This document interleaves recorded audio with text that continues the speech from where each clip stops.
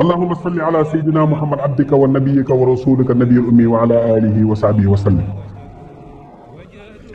nit ki bu koy def 80 fois ajjuma sunu borom dana ko dimbali jéggal ko ay bakkaaru 200 ans.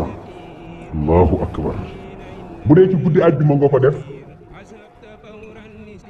ñeenti téeméeri yoon suñu borom jéggal la bakkaaru ñeenti téeméeri at.